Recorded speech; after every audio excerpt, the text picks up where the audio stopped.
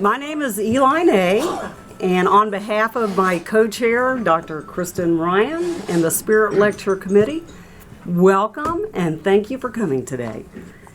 The Spirit Lecture Series was initiated in 2002 by Diane Spencer, Molly Vallant, and Brad Collins through the NIEHS Diversity Council to embody the idea that balance in one's life is necessary to achieve greatness in any field, including science. Our lives comprise many things, including science, community, volunteering, and mentoring. And spirit is a component of all of these things that NIEHS wishes to recognize. And now I would like to invite Dr. Wick Rochek, the NIEHS Deputy Director, to the lectern so that he can introduce our Spirit Lecture Award recipient. Great. Yep. Thanks very much.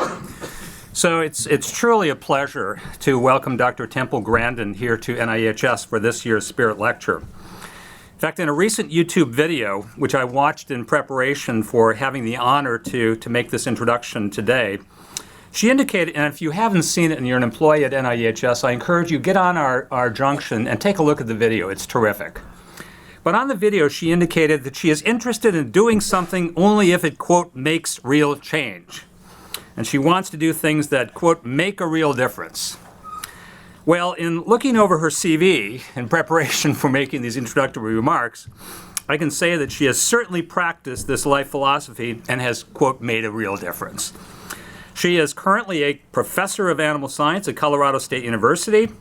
She has had a distinguished academic career and continues to have a distinguished academic career with over 400 publications in both scientific journals and livestock periodicals on animal handling, welfare, and facility design.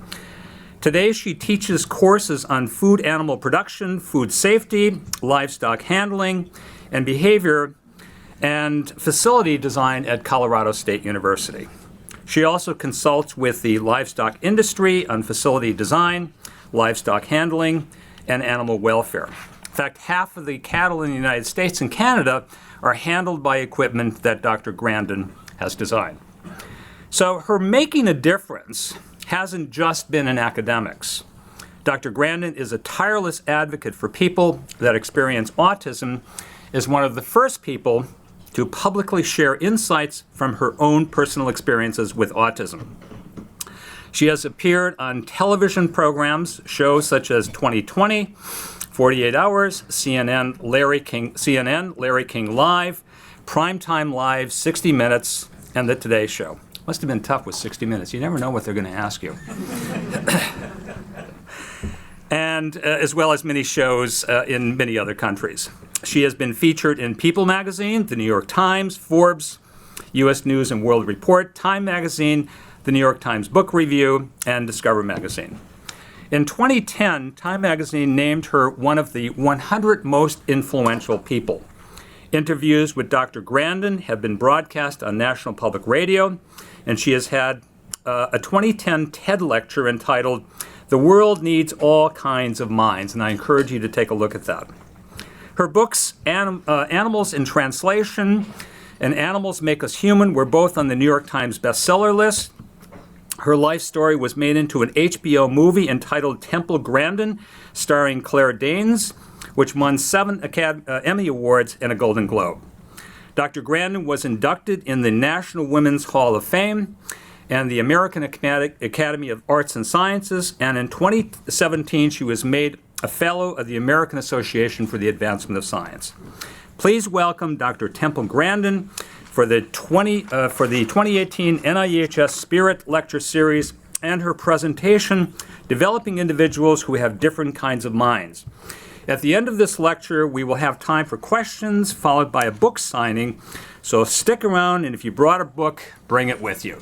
So Dr. Grandin, the podium is yours.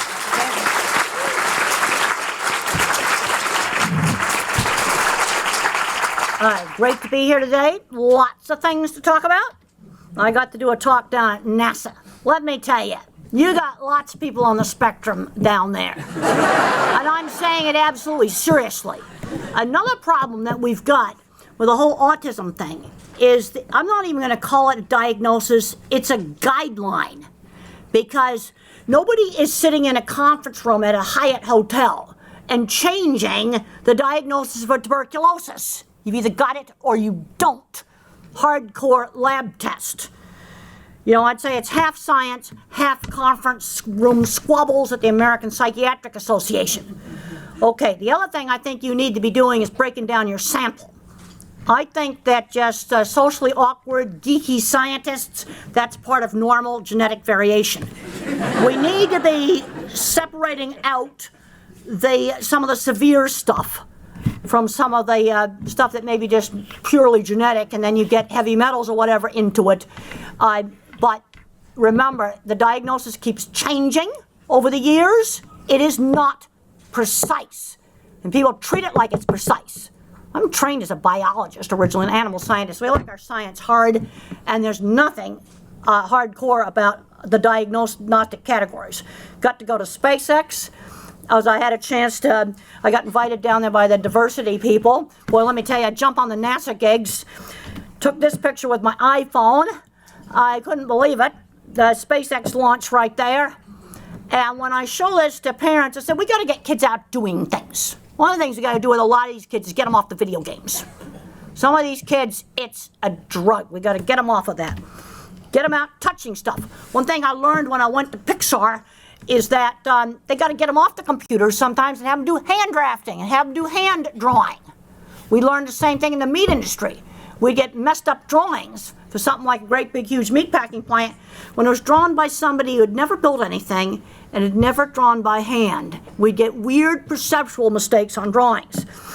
We need to keep these classes in the schools. I worked with all kinds of super skilled tradespeople. We were working on great big Cargill plants. And these were big, complicated projects. I'm not going to have time this morning to show all the rest of the slides that are in this deck. And you want to look at those projects, you can go look at these slides later. I can show off the complexity of some of this stuff. And I like going back and forth between the silos, because I think the milder forms of autism have always been here. I think it's part of normal variation. And one of the reasons why a lot of kids have a lot more trouble today is social rules are not taught in the same structured way kids were taught in the 50s and 60s. Shake hands, teaching them like they're in a foreign country. And then these are all different things they've taken out of the schools that foster creativity. I was a lousy student in high school. And I didn't bother studying until studying became a goal to becoming a scientist. Went away to a special boarding school. After getting kicked out of high school for fighting, I was a horrible student. I bullied and teased. And the only places I was not bullied and teased were shared interests, like horseback riding, model rockets, things like this.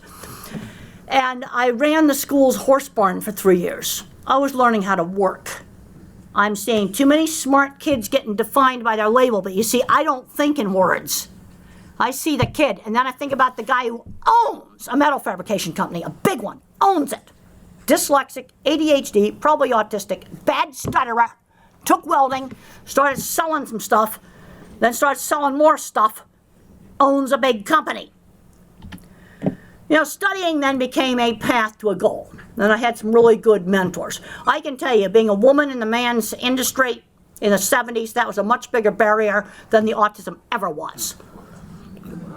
And the thing I learned, and I won't have time to show these slides, is when you're weird, you show off your portfolio. And they're on the end of this slide deck. I won't have time to show them because they wanted lots of time for questions. Drawings, pictures of jobs, just lay it out there and say, and they go, oh yeah, you may be weird, you drew that, then maybe we better be paying attention to you. Okay, what I'm finding now when I go out to autism meetings, I have all kinds of granddads coming up to me that find out that they're on the spectrum. They could be a NASA space scientist, they could be an accountant, they could be an engineer, they could be quite a few different jobs, and they discover that they probably are on the autism spectrum when the grandkid gets diagnosed. But granddaddy has a job because granddaddy learned how to work. I'm seeing too many kids, especially on the mild end of the spectrum, getting babied and not learning basic things like shopping. Most of these had successful careers. All right, let's talk about some interesting research. You know, you go looking through the research and you find a lot more autism in the relatives of people in technical careers. See, this is your genetic component. Okay, too much emotion, you got more relatives in creative careers for your bipolar. You see, a brain can be more thinking, or a brain can be more social, emotional. Some of this is normal variation. Let's look at the genetics of dogs, for example. We've bred the dog to be friendly and more social compared to the wolf. You want to look at an interesting paper? Go on Google Scholar and type in dogs and Williams syndrome. You will find genetic crossover. Another fascinating paper is solitary mammals as a model for autism. Go look that up. Lions are more social than panthers. Does that mean that panthers are defective? No. I think there's a point where the milder forms are part of normal variation, especially when you have no speech delay. And this is why I think that the 2013 DSM is a disaster for science, because you now have combined the no speech delay with the more severe stuff. I think the no speech delay is normal variation. I also found another interesting paper, and it has a quote that's not very politically correct, but I'm going to quote it right out of the abstract of the paper. A brand new 2018 paper. The genes that make us mad are the same genes that made us human. They're brain development genes. These are all of the autism genetics, brain development genes. They're the same genes that cause autism and schizophrenia. Autism is early overgrowth, so you get all the geek stuff back here like mathematics, art, music, shortchange the social stuff. Schizophrenia, not enough things grow, and then you get synaptic pruning in late adolescence with disastrous results. And then you throw epilepsy in there because the circuits just didn't grow right. That was another, mind blower of a paper. I think what needs to be done, a lot of your research, is you need to separate out some of this more severe stuff, where there's epilepsy on top of it. The person may not learn to dress themselves, much, much more severe sorts of things. But the milder variation is just normal variation of the brain development genes. I had a chance to have lineage and genetics testing done on me, extremely expensive, full exome scan. You know what I found out from that? I found out why I got crappy little teeth, and I'm missing 6 adult teeth, why my nails break off, why I have a little heart defect, why my skin's a mess. That all popped out of that genomic testing. And then there's 20 brain genes associated with autism. It doesn't tell me anything, because I think it's embedded. See, a lot of this genetics is the same genetics that makes us human. Okay, now we throw heavy metals in it. Instead of getting a case of Asperger's with no speech delay, you get something a lot more severe. See, that's your environmental interaction. Well, let's look at some top innovators that probably would get a special ed label today. Most of these top innovators had an unconventional educational path. Jane Goodall did her famous work with a 2-year secretarial degree. That's what she had.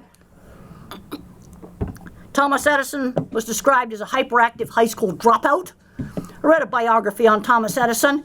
I think it's very likely he was on the spectrum. About little Steve Jobs. And if you want to look at something very interesting, and I know they're online because I looked them up this morning, look up the Bill Gates depositions. Bill Gates depositions. Real interesting. The thing about a person on the spectrum is they keep developing. People tell me my talks at 70 are better than my talks at 60. That my talks at 60 were better than my talks at 50. You see, the thing about a person on the spectrum is we're a bottom-up thinker, just like artificial intelligence. And the more data you put in the database, then the better you act. It's not top-down.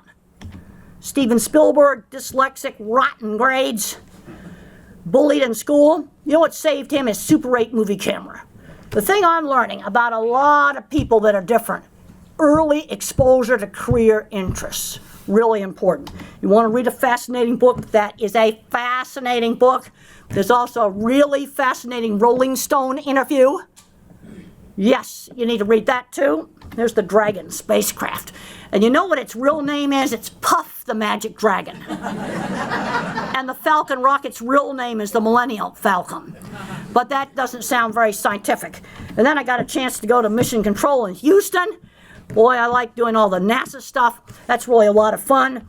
And then I got to see the space station simulator, and I made sure I took a picture of it so you can't tell it's apart in pieces in a big warehouse. I wanted to make it look like it was still in outer space. Okay, what are some common denominators to some of these unique minds, growing up with lots of books and learning? Let's think back in the medieval times. Who do you think the cathedral builders were? The person who was really good at making armor or some other specialized thing probably had some Asperger's, because there's a certain range that's going to be normal variation of being more cognitive or being more social emotional. And you look at the dog genetics, and I found that paper on the Williams syndrome. That was really interesting. Learning how to work. A lot of these kids are getting too babied. You see, because now the autism label applies to somebody who ought to be a NASA space scientist or maybe a scientist here, and that same name is put on someone who can't dress themselves and has wall-to-wall epilepsy. Mentors. You've got to stretch these kids. Get them out doing things. I'm seeing too many parents babying a fully verbal kid. They aren't learning shopping. They aren't learning using public restrooms. They're not learning how to do a lot of just basic stuff. A Nobel Prize winner was 50% more likely to have an arts and craft hobby compared to other scientists. You know, this is another reason why we shouldn't be taking all the different skilled trades things out of the schools. We're losing know-how in this country. Recently, I went to 2 brand new pork processing plants up in Sioux City and another one up in Michigan. You know what? We don't know how to build the equipment that goes inside those plants anymore. Yeah, it's coming from Canada and it's coming from Europe. We don't make it anymore because we took the skilled trades out of the schools. French Canada did not take the skilled trades out of the schools. And I'm talking about big, complicated projects. Last week, we almost did a conference at the Sheraton Hotel in Pittsburgh with porta potties, because they busted a water main in the street. They got it back turned on before our conference. The hotel had no water for 24 hours. Yeah, Pittsburgh better do something about their infrastructure. They're going to be in a pile of trouble. I talked to a whole lot of people about it. All right, what about little Stevie Jobs here? He was probably on the spectrum.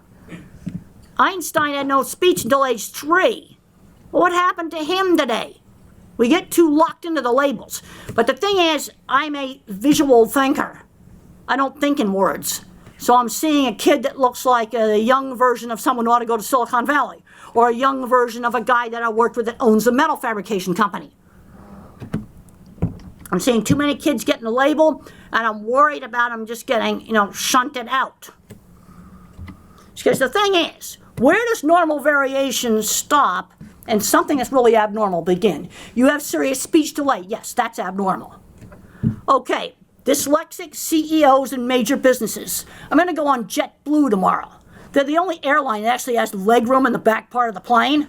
And the guy who founded that airline had ADHD. They really fixed up the junky Kennedy Airport really nice in their terminal. And then the head of IKEA had ADHD and dyslexia.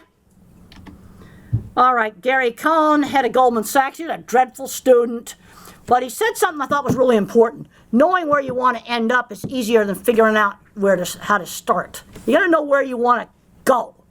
So this is a guy that puts on a suit, goes down to Wall Street, sees a really important looking guy get a cab to the airport. He says, "Can I share a cab to the airport?" And he talks himself into a job he did not know how to do.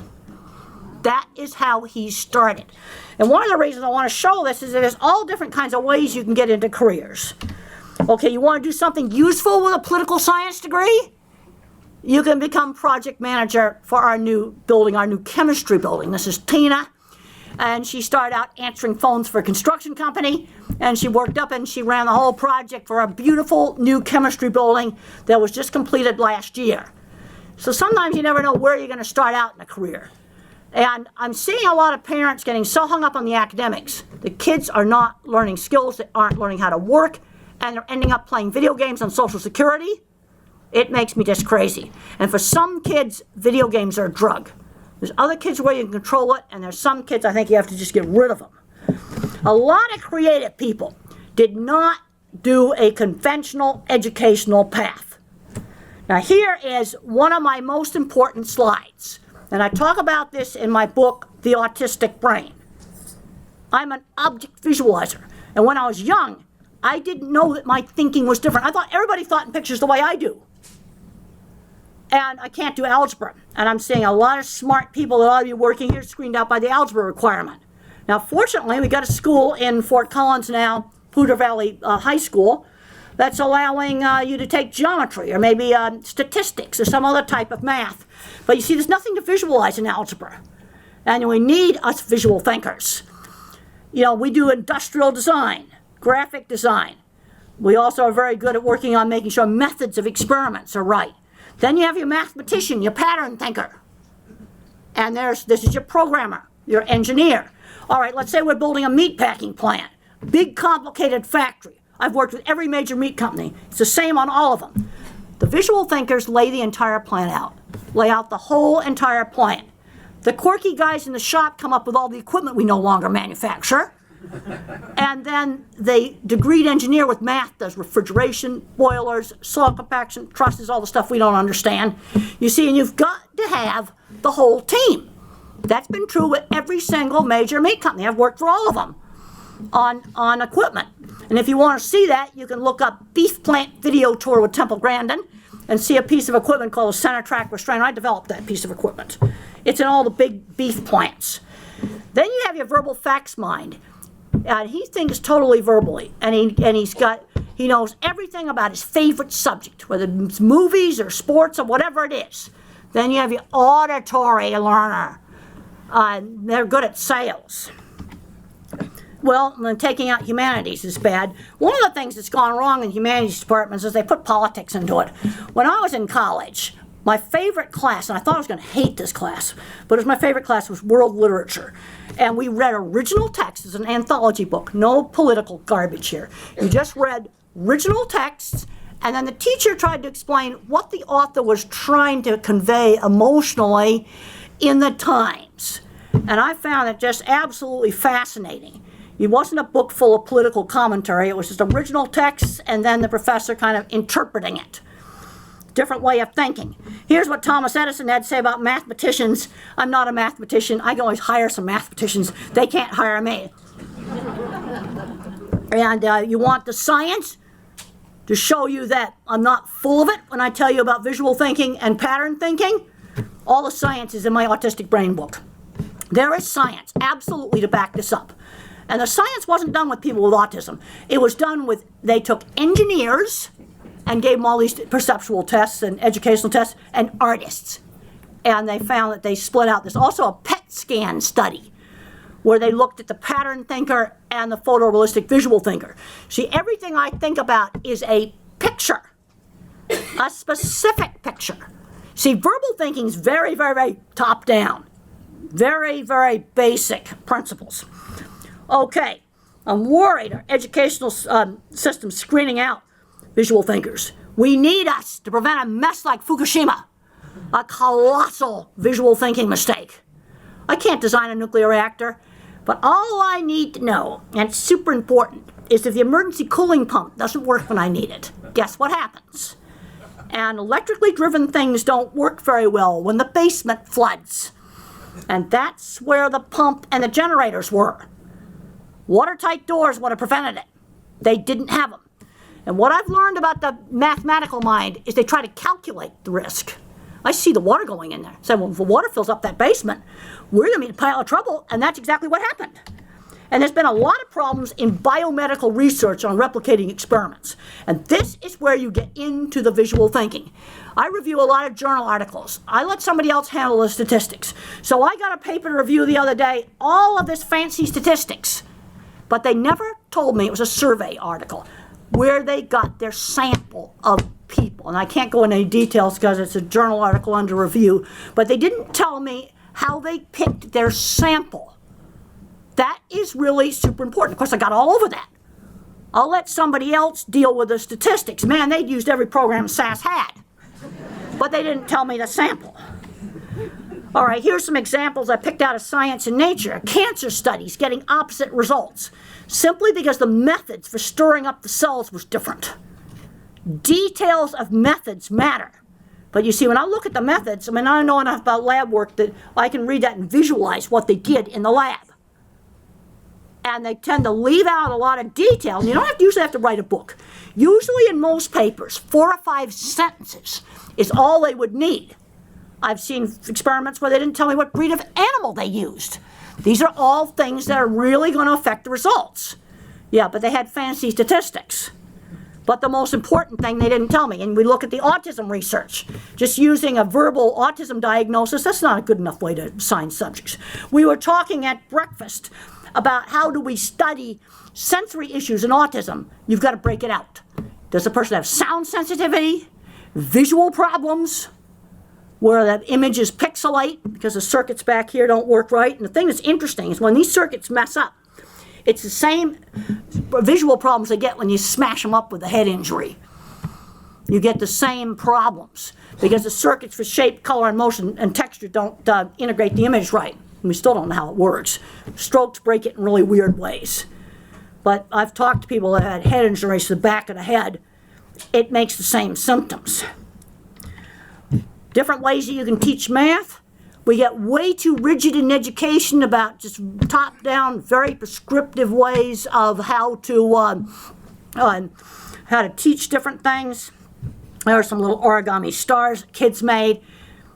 Okay, when I think about a church steeple, I see specific ones. You see, it's bottom up. Specific examples forming concepts. The mathematician got vague stuff of people singing and praying. Boy, that's totally different. It's been an interesting journey for me, learning how people think differently. And when I first wrote my book, Thinking in Pictures, I thought everybody with autism thought in pictures. They can think in pictures, they can think in math patterns, or in words. But the thing that tends to be universal is uneven skills. Yeah, you got extra growth back here for all the geek stuff, and this gets shortchanged up front. That's universal. You see, you need a visual thinker like Steve Jobs to design an interface for phone that you actually can understand. And then the engineers had to make it work. That's the two different kinds of minds working together. And I think sometimes you can get over-specialized.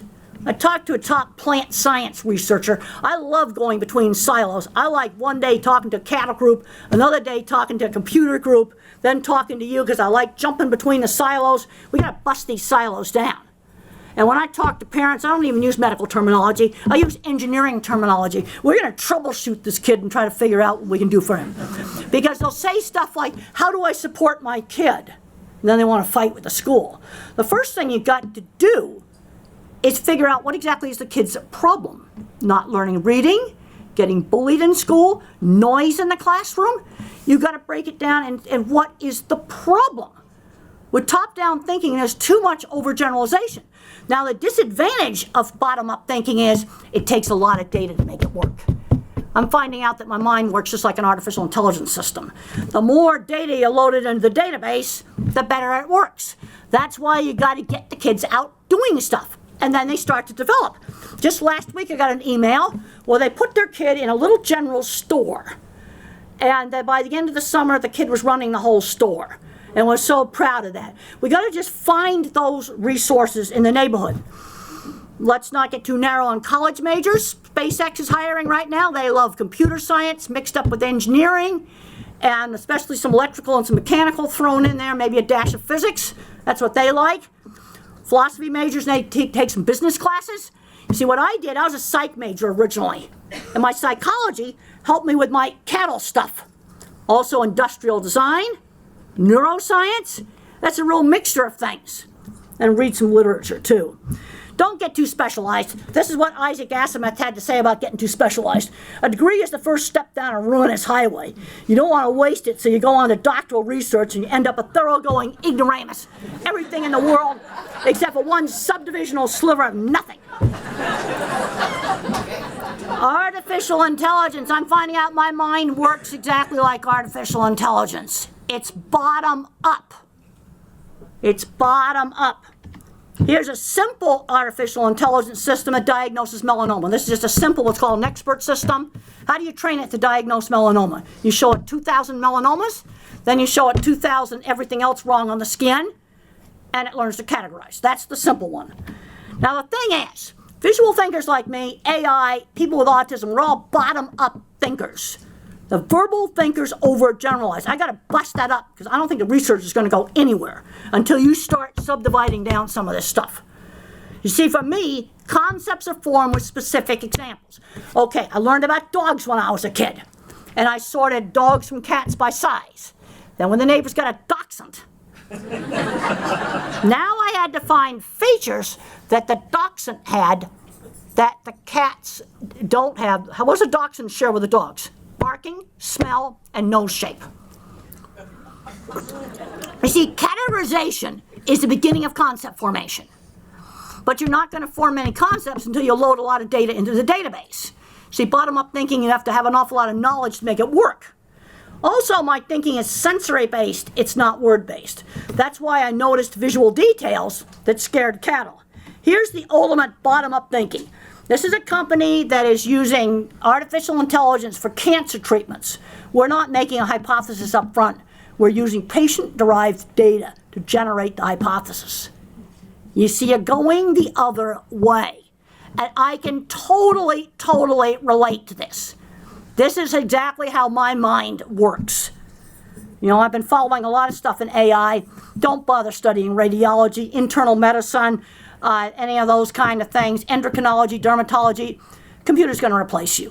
The frontline jobs, they're not going to get replaced. Material science, you better watch out.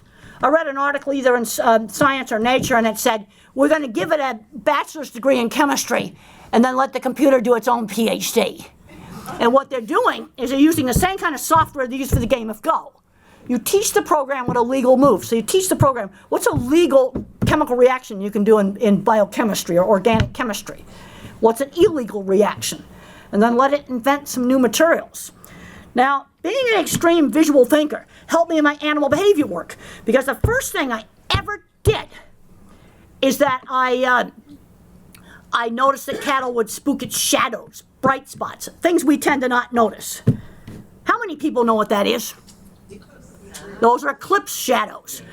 And I didn't know eclipses did this, but I noticed this on the sidewalk in front of our library. The other students just walked over it. They didn't notice it. I didn't know that eclipses acted, that the trees acted like pinhole cameras during an eclipse. I didn't know that.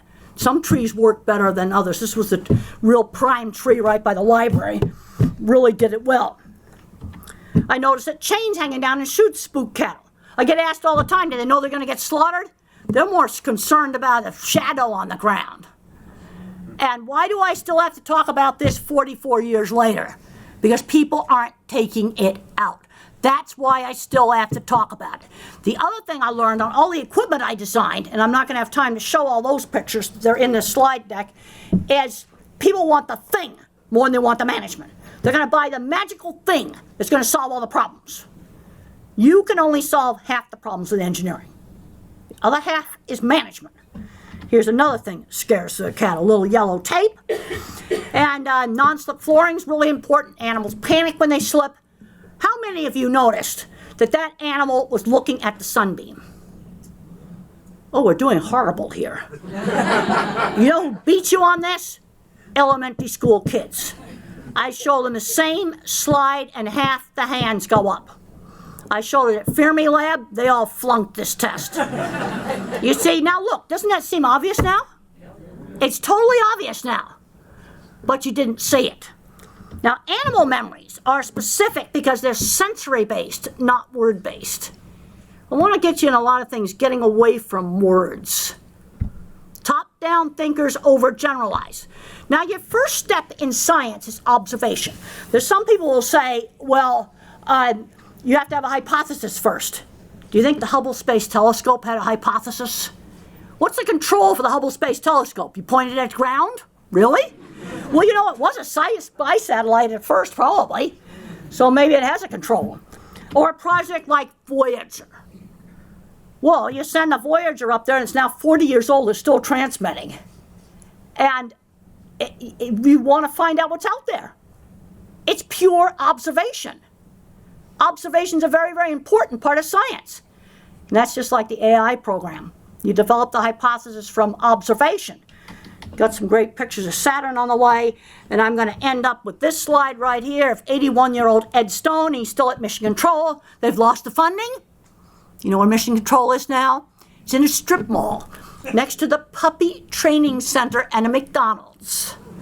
They've lost all the funding. He's training a 50-year-old how how to program with the ancient way of programming. The satellite is still transmitting. We may find out why we're a Class M planet. You know what a Class M planet is? You got to be a Star Trek fanatic to know that. A planet that can support life. I don't understand the physics on how when it leaves the solar system they can determine this, but I've read enough that they can. And I got very emotional when I read about Ed Stone. And then you've got geeks around the world. You got to use 3 gigantic radio dishes, probably the size of this room, huge dishes to pull in the signal. They got to coordinate the 3 dishes. Yeah, and they're doing it at 3 o'clock in the morning, bootlegging the budget, and pulling that signal in to send it to the strip mall. And when I read about that, I got really emotional. You see, it's search for knowledge. You see, as an autistic person, I've replaced intellectual complexity replaces emotional complexity. You see, it's the urge to explore. That's why he's still doing it. That's the meaning for his life. And he's training some 50-year-olds now to keep going. The satellite's still sending a signal back. You know, and why do you do this? It's pure observation. And I think we'll just leave Ed Stone up on the screen, and we'll do some questions. Then I might just fast forward and show off some portfolio stuff, because the way I would sell jobs is I simply would show off my portfolio. Here's teaching kids how to work. We got to teach kids how to work. It needs to start in middle school. Here's my work history. We can just stick that up there. And these are things where by the time I graduated from high school, I knew how to work. All right, let's just do some questions. They wanted to have lots of time for questions.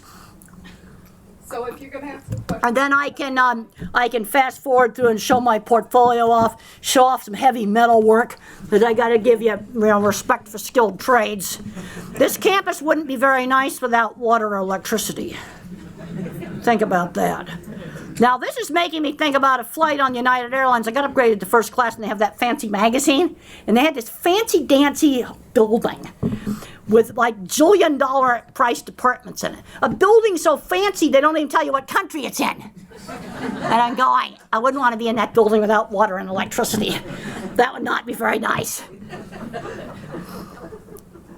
After almost having a meeting at the Sheraton Hotel in Pittsburgh with porta potties, we came that close to that. 900 people, that would not have been fun. Okay, we got to get some questions going here. And then I can fast forward through some of these slides and just show off some portfolio stuff. Okay? Hi, Temple. A colleague and I work at a special needs school in Lee County. We're one of only 6. Okay, what age of kids do you work with?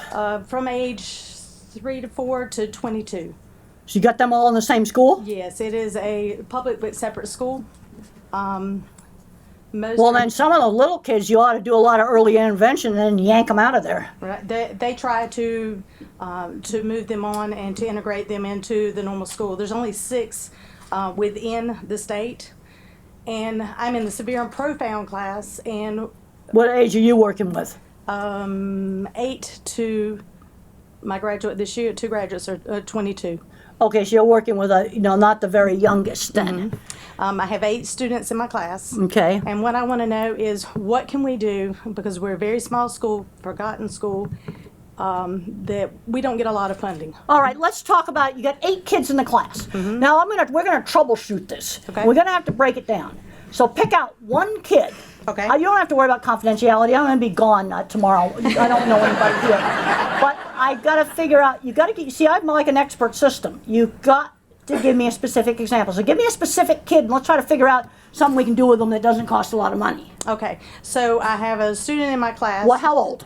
She is 16. Does she talk? No, she does not. She's nonverbal. Okay, this is Nonverbal. where I've got to have. Okay, she's nonverbal. She's Can nonverbal. We can get her to sit for small lengths of time. Can she dress herself, shower? Let's talk about basic skills That now. is part of her goals. She is dressing herself now. She's Yes. dressing herself. She is not potty trained. She's okay. We need to get that goal done. You see, you got to start with the foundation of the house. This is why I've got to have a lot more information, because he was 16 fully verbal. I'm going to say, get her a job at Target or whatever. So most Now- of our children, we do try to get them out and in the public. Lee County is very good about hiring in our special needs students. Well, that's good. But with these children in my classroom, it's a little more difficult. Well, But that's right. See, this is where doesn't- you've got all the different levels. And in order to give any advice, I've got to have a lot more information, because I'm going to give you totally different advice for her than for maybe a 16-year-old that's fully verbal. I want to get them out of there. So she is not in any type of speech therapy or anything like that. She doesn't speak. The parents have put her on a diet of no gluten because they think that is a cure-all for autism. Well, it's not cure-all. Well, what I have seen on that is it seems to help some kids, especially if they have gastrointestinal issues. I had a student that had horrible migraines, and she went on a gluten-free diet, and it did help with the migraines. Now, that's helpful, but that's not cure-all. Right. So the thing she does most of the day is constantly a all day long, just constant. I think they sounds make like a that whining. noise is masking to block out sounds that bother them. I think that's the reason they do that. One of my top areas for research is going to be sensory. But we've got to break this down by specific sensory issues. Okay. And I think there's kind of a turf war going on between the psychiatrists and neurologists. Because I've shown off, let's just fast forward into some brain scans here. Okay, there's my sign painting truck. There's my sign painting truck driving. I want 200 miles on backcountry roads before we do driver's ed. There's college there. Okay, we got to look at, all right, brain scans. Yes, I get to go explore inner space.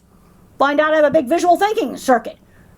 I found out why I had delayed speech with DTI imaging with Walter Snyder at the University of Pittsburgh. This equipment's in the hospital. Why is it not being used? Well, you see there's kind of a turf war going on because this is going to break autism down into component parts. I want to make it very clear that not everybody is a visual thinker like me. Okay, and there's another scan there. There's a trashed out working memory right there. And then I have less fibers on the circuit for speak what you see, less bandwidth, so I had trouble getting it out. My fear center's 3 times larger than normal. Again, that's not true for everybody. But you see, it's dissecting autism into the component parts.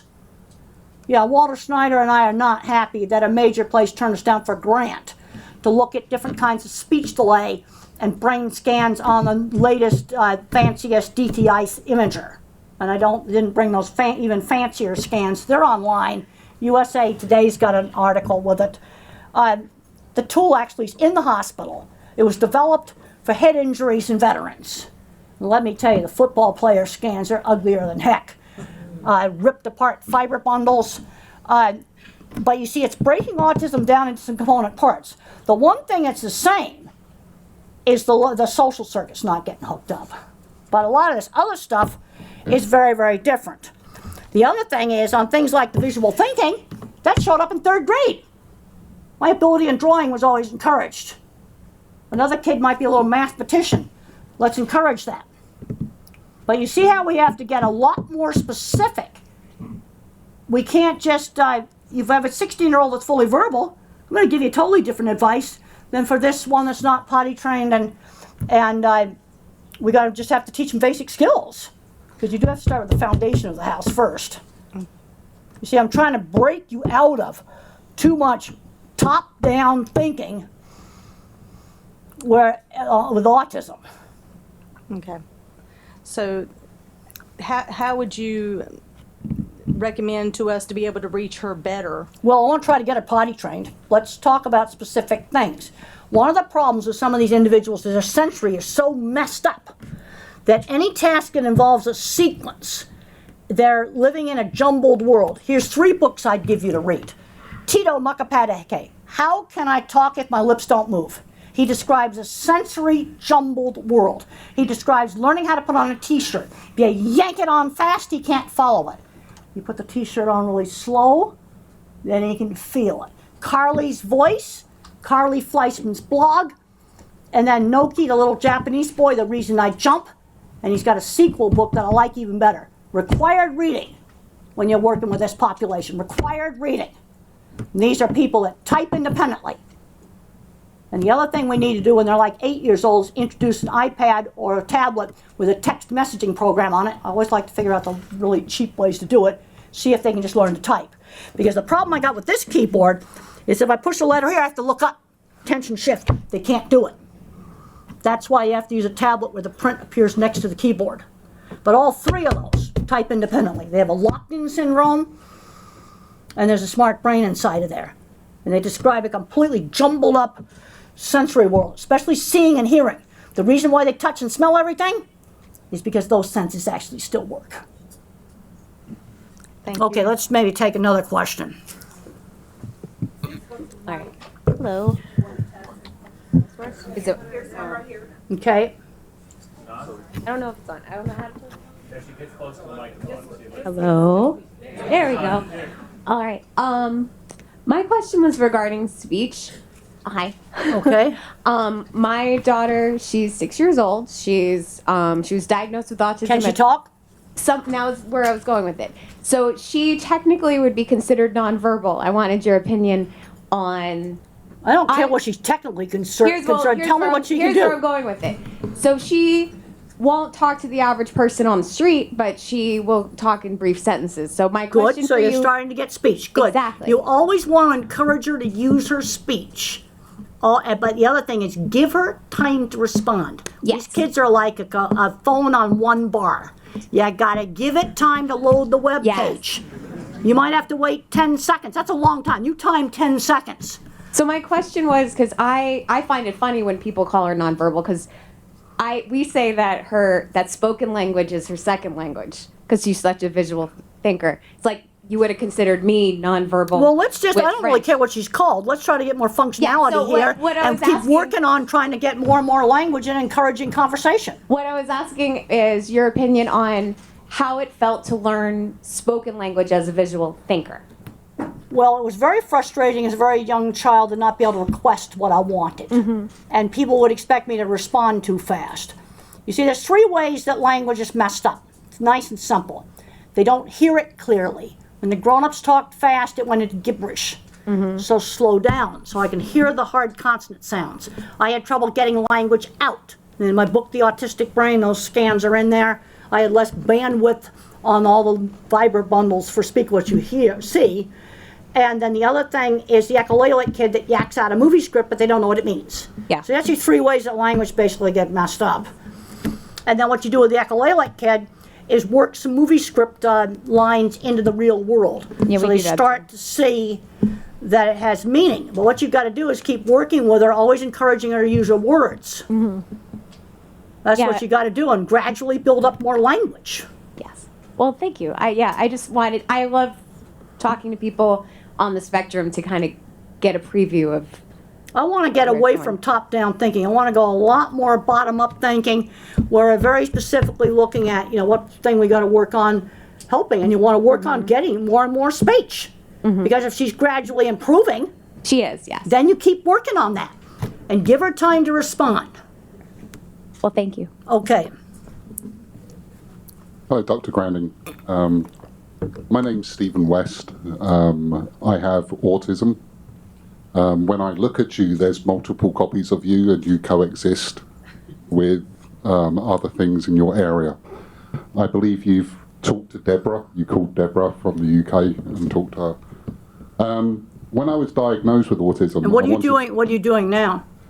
I do computer programming. You do programming. Good. So Yes. you've had a job. That's good. It's a good job, very well Good. paid. Autism probably helped me get to the highest Well, point in that's that right, career. because you ever take out social circuits, you get geek circuits to Yes. do stuff like computer programming. And I have a bigger visual cortex and a photographic memory, very high IQ because of autism.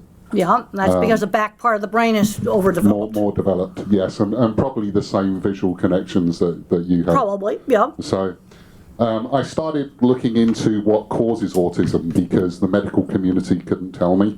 Yeah. And talked to Steve Edison and looked at a lot of Dr. Kaplan's research and other Yeah. researchers.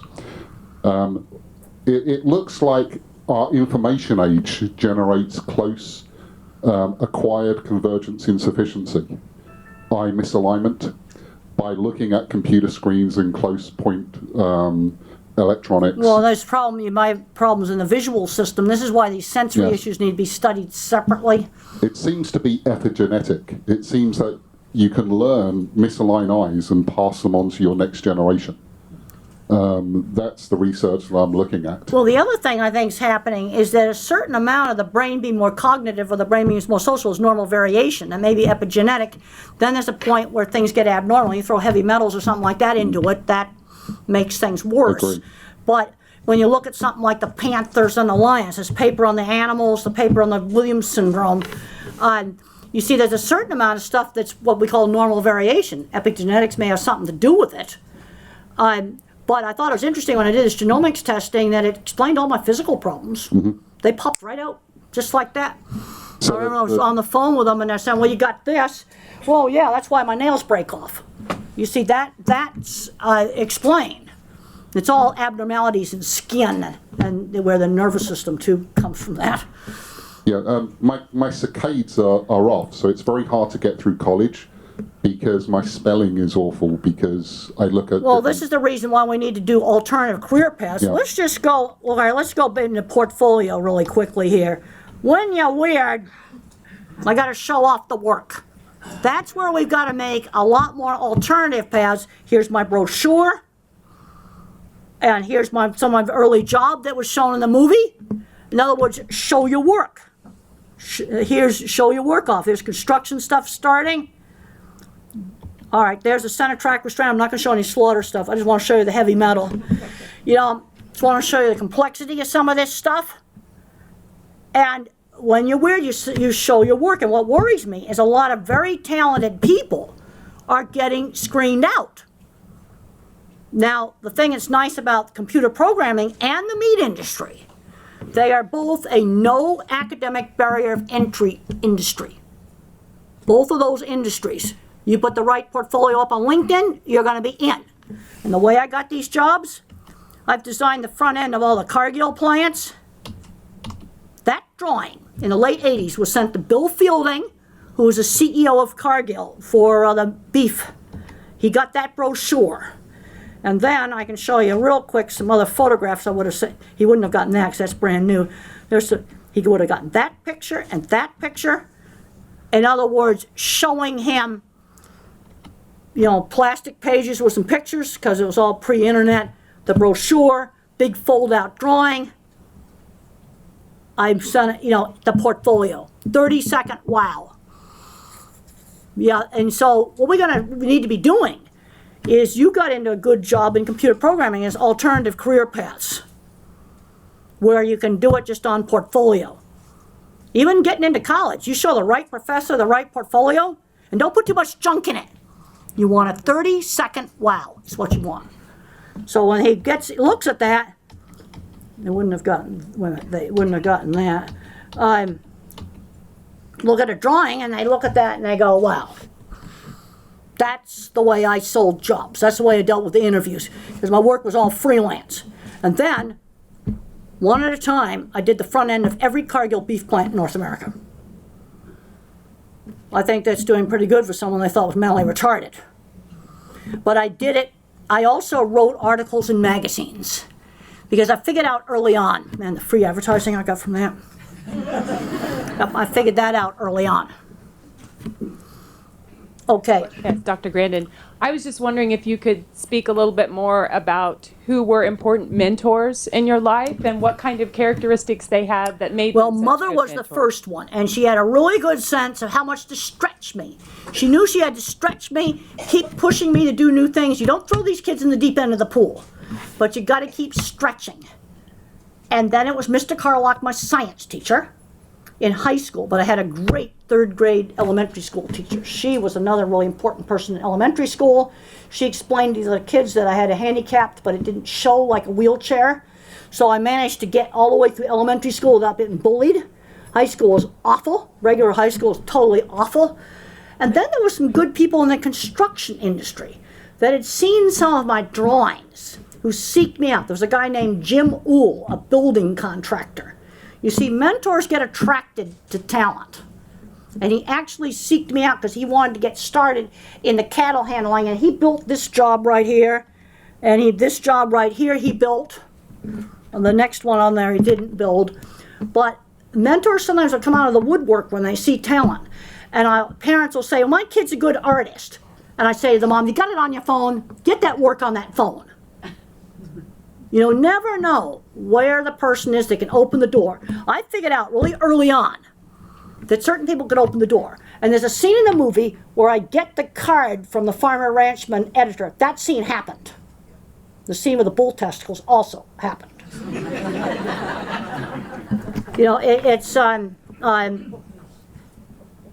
We need to be doing things with retirees, like maybe kick the cars out of the garage and start some programs in the garages to take some of these kids that are just headed for trouble and get them doing stuff. I mean, how's a kid going to find out he likes engines if he's never exposed to them? He's either going to love them or despise them. Those jobs aren't getting replaced by artificial intelligence. Yeah, because a place where all the computers are, you do want the bathrooms to work. You want the water pump that supplies the water to work. Okay? I didn't expect this talk to be so personal for me. I just want you to share. So, I have a son who's mostly got issues with his moods. How He's old is he? 11. He's 11 and he's a math whiz. Math whiz, okay. But he's also got some features of autism in that. And has he got the video games under control? No. How much video game playing is he Although doing? all of our computers are next door at my neighbor's. I took them away the other night, so he has no access. Well, we got to replace that with something else. And wean them off gradually, something else. How about learning some programming? Yeah, Something useful. That's something he's interested in. Well, I then guess- let's introduce him to programming. You know what? The classes are free online. Code.org. Okay. There's all kinds of stuff you can get free online. Let's learn some skills. Get him into a robotics club. And some of these robots are so expensive, it's like stupid. I suggested to school you need to start junkyard robots where the price, it's a $200 robot at the most. So I guess Not the question, the thing that I notice about him is that moving through the world with features of autism, you get a lot of negative feedback. And his things that he struggles with, he's inflexible. He's super focused on things when he's really interested Yeah, in you them. see, but that's where... And he has difficulty with sequences, like you mentioned. You know what you do? That's simple. Pilot's checklist. Any task that involves a sequence, give them a pilot's checklist, 1 to 3 keywords for each step in a process. That's good. Pilots have to use it. It's not optional. When I got a job in a dairy when I was in graduate school, they had a checklist on the wall for setting up milking equipment. I would have been in a lot of trouble without that checklist. Fortunately, they already had it on the wall. But you must have, I guess what I wanted you to reflect on is how much, there is a lot of negative feedback when you don't have those skills. And Yes, you there move is, but through we got to teach elementary those skills. But school first of all, and- wait a minute, you're way too generalist. You're talking way too general. Let's break down one thing he's got a problem with and work on how to fix it. I want to get you using the AI approach, the bottom-up approach. So not the general. I want to get away from that. I can't give you any advice. Give me something specific that he has a problem with.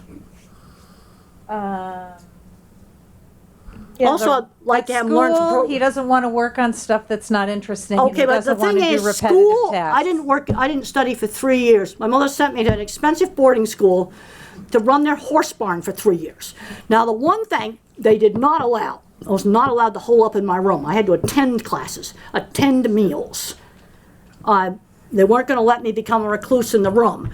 You see, he'll study when school becomes a pathway to a goal.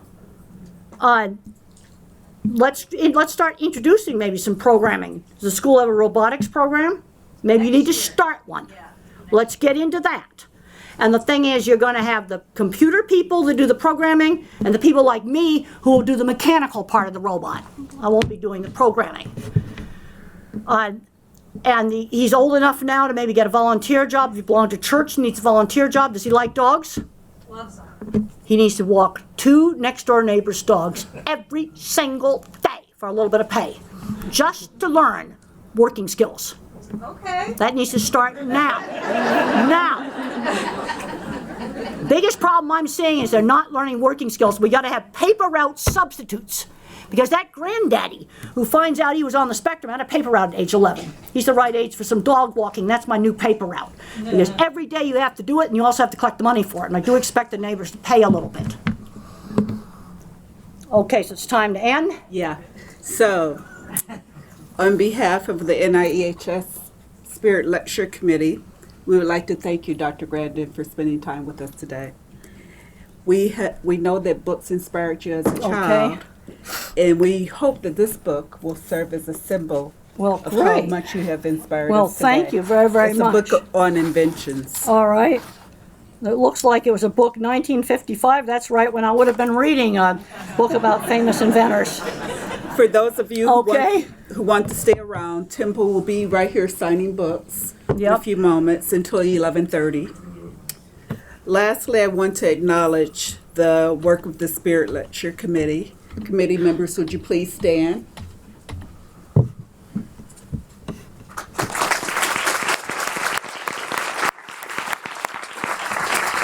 The NIEHS Office of Communications and Public Liaison, and all the NIH staff who collaborated on this event. Thank you very much for your help. We appreciate it. Thank you. Thank you very much.